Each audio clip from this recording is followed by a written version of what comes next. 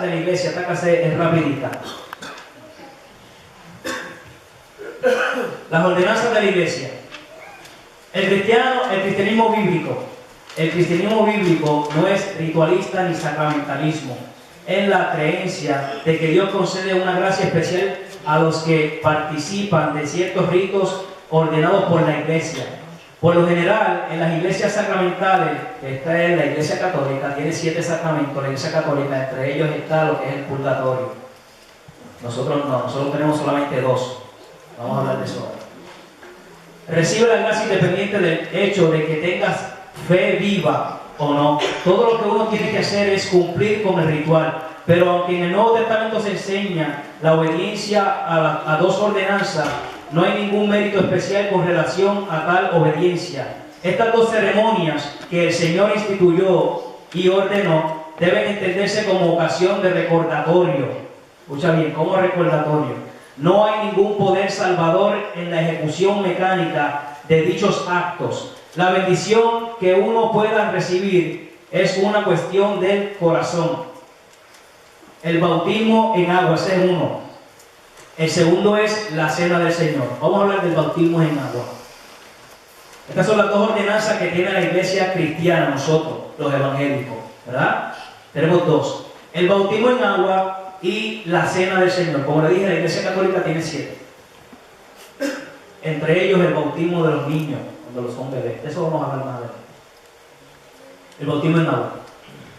El bautismo en agua es una ceremonia que simboliza el comienzo de la vida espiritual. Es una confesión pública de nuestra identificación con Cristo en su muerte y resurrección, ya que ambas hicieron posible nuestra nueva vida en Él. Romanos 6, del 1 al 4. ¿Qué pues diremos? ¿Perseveraremos en el pecado para que la gracia abunde? En ninguna manera, porque lo que hemos muerto al pecado, ¿cómo viviremos aún en él? ¿O no sabéis que todos los que hemos sido bautizados en Cristo Jesús, hemos sido bautizados en su muerte? ¿Escucharon bien? Porque somos sepultados juntamente con Él para muerte por el bautismo, a fin de que como Cristo resucitó de entre los muertos por la gloria del Padre, así también nosotros andemos en vida nueva. Por eso cuando mucha gente se van a bautizar, el ministro que esté ahí, el que sea, le da a que se exprese, y ellos dicen mayormente, dice, hoy muero para el mundo y vivo para Cristo, ¿verdad? Y son ahí zambulldos en el agua. Pedro hace una comparación con Noé y su familia, que soportan el diluvio en el arca. Esa comparación se encuentra en 1 de Pedro 3, del 20 al 21, lo pueden anotar también. Con el diluvio Dios quiso venir juicio sobre un mundo corrupto y lleno de violencia, como está escrito en Génesis 6, de 5 al 11. Así que el bautismo en agua simboliza el juicio que con su muerte sufrió Jesús en lugar de todos los hombres, de todos los tiempos. El agua del diluvio no salvó a Noé, pero el hecho de que él y su familia lo soportaron y fueron salvos del juicio fue un testimonio de la fe que tuvieron antes del diluvio. Fe que los hizo creer y obedecer a Dios. Construyendo el arca, así tampoco el agua del bautismo nos salva, pero es un testimonio de nuestra fe en el Señor Jesucristo resucitado. Debemos tener fe antes de ir a las aguas. Importante, ¿por qué? Porque mucha gente se bautiza y al otro día tú le preguntas ¿por qué te bautizaste? Y dice, no sé, porque me mandaron. Porque, no sé, pero ¿por qué? No sé. Entonces, es necesario. Tenemos que tener fe, saber por qué lo estamos haciendo. Por eso son buenas las clases que dan esta línea allá abajo. No es el agua misma la que nos salva, sino la fe.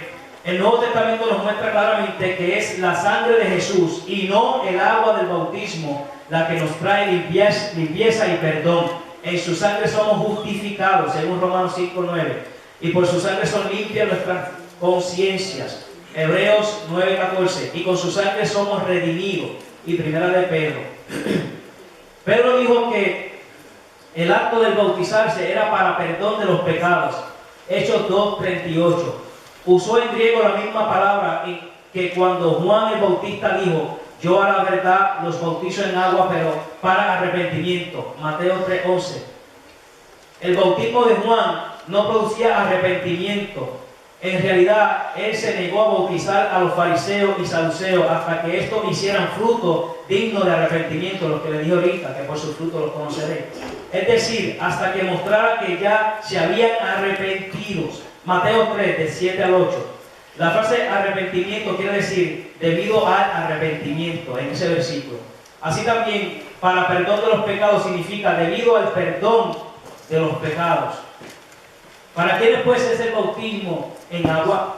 El Nuevo Testamento enseña que el bautismo en agua es solo para el creyente. Jesús le ordenó a sus discípulos que hicieran discípulos y que luego los bautizaran. Mateo 28, 19.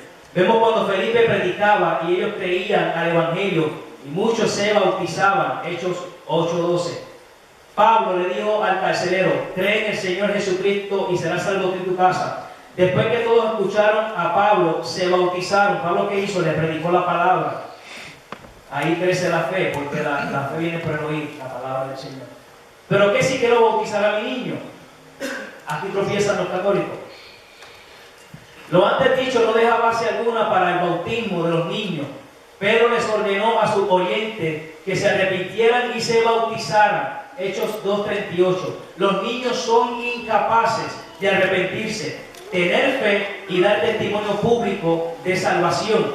En realidad ellos no tienen pecado de que arrepentirse. Qué lindo el partido, ¿verdad? ¿Por qué tengo que entrar al agua? En otras palabras, zambullirse. ¿Por qué? Veamos qué dice Romanos 6, del 1 al 4. ¿Qué pues diremos? ¿Perseveremos en el pecado para que no sea de ninguna manera? Porque los que hemos muerto del pecado, ¿cómo vivimos a muerte? ¿O no sabéis que todos los que hemos sido bautizados en Cristo Jesús hemos sido bautizados en su muerte? Porque somos sepultados juntamente con Él para muerte por el bautismo, a fin de que como Cristo resucitó de los muertos por la gloria del Padre, así también nosotros andemos en vida nueva. En este pasaje, el sumergirse en el agua representa la muerte al pecado y el emerger de ella, o sea, subir del agua, la nueva vida en Cristo. La palabra griega baptizo significa claramente sumergir o zambullir. En Puerto Rico decían: me voy a zambullir en el río. En la literatura secular de la antigüedad se usaba con el significado de zambullir, hundir en, empapar, sumergir. Nótese además lo siguiente: Juan el Bautista bautizaba en Enón, porque había allí muchas aguas. Juan 3:23, o sea que había muchas aguas para poder zambullirlo. Cuando Jesús fue bautizado, subió del agua. Mateo 3:16. Felipe bautizó al eunuco etíope y descendieron ambos al agua y subieron del agua. Eso está en Hechos 28 al 39. Todo esto hace referencia a la inmersión, o sea que hay que zambullirse. ¿Cómo se debe bautizar? En Mateo 28:19 vemos a Jesús dando instrucciones de cómo debemos bautizar, y Él dice que debemos hacerlo en el nombre del Padre, del Hijo y del Espíritu Santo. En griego la palabra nombre significa título.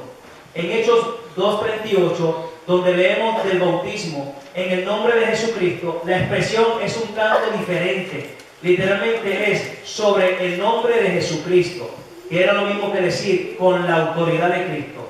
En otras palabras, cuando bautizaban ellos decían: con la autoridad de Cristo te bautizo. Pero en ningún momento violaron lo establecido por el Señor. La segunda ordenanza, la cena del Señor.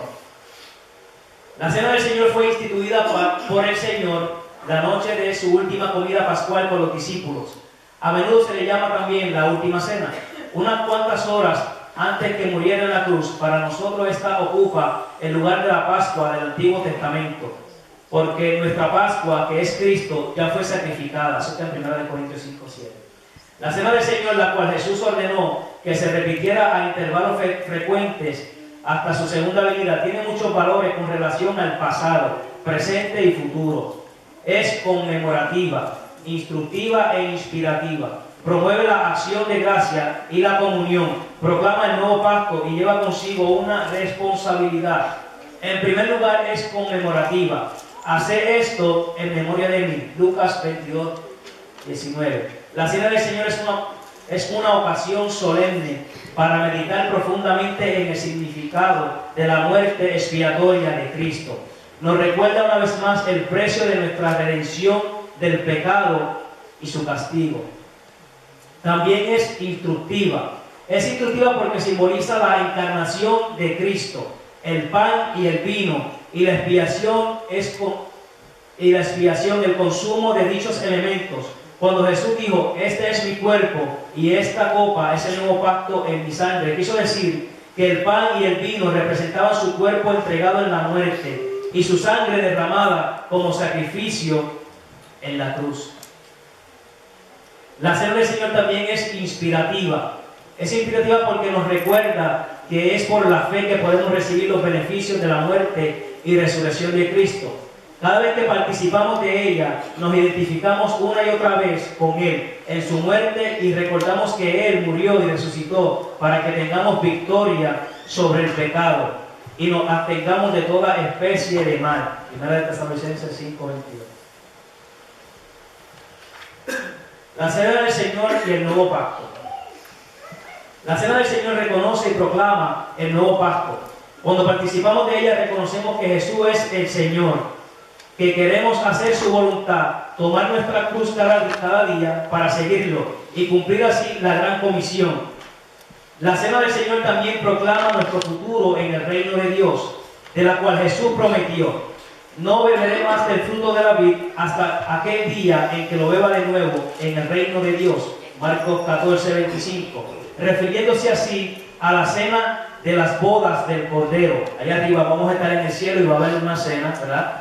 Y allí el Señor mismo dice que Él estará allí con nosotros. Vamos a comer allí en la mesa. Bendito sea el nombre del Cristo, de la gloria de Dios. Hay que tomarla con responsabilidad. Aquí hay un asunto que hay que poner mucha atención. En 1 Corintios 11, 27 al 34, Pablo nos recuerda que debemos guardarnos de participar en ella indignamente. Esto siempre el pastor lo recalca, cada vez que está la cena aquí el pastor lo recalca. ¿Por qué? Porque está escrito. ¿Qué significa participar indignamente? Se refiere a una actitud o conducta indigna. Todos somos pecadores, pero los que nos hemos renovado en el espíritu de nuestra mente y nos hemos vestido del nuevo hombre, creado según Dios en la justicia y santidad de la verdad, y que además somos miembros los unos de los otros, eso está en Efesios, bien podemos participar de la mesa del Señor. Los que albergan algún pecado oculto necesitan ante todo estar limpios, según 1 Juan 1, del 7 al 9. ¿Qué es lo que sucede? Si una persona toma la cena del Señor indignamente, ¿verdad? Que ya lo dije, que significa con algún pecado oculto, quizá el pastor no lo sabe, pero Dios lo sabe. Y si tú lo tomas indignamente, a veces que para sí mismo tomas muerte. Y en vez de bendición va a ser de castigo para ti, va a ser malo. No debemos de hacer eso. Mira, mejor yo prefiero quedarme sentadito ahí y decirle al Señor, ¿verdad? Señor, yo sé que he cometido este pecado, te pido perdón, y tener fe que en el momento recibí perdón y entonces pasar al frente. Pero hay veces que la gente pasa al frente y sabiendo que hicieron algo, quizá dejaron a su esposa ya con un ojo morado y están aquí como si nada. Como la cena del Señor es un tiempo solemne para recordar el propósito de la obra de Cristo por nosotros, puede convertirse en un tiempo de gran bendición espiritual. Por eso es que muchas veces cuando se está dando la cena, nosotros sentimos la presencia de Dios, porque es un tiempo espiritual muy hermoso, establecido por nuestro Señor Jesucristo. Siempre que lo hagamos con un estado de ánimo adecuado y permitamos que no sea una oportunidad para la adoración, que sea una oportunidad para la adoración y la comunión con el Cristo resucitado, los unos con los otros. Dios los bendiga. Hasta aquí mi parte.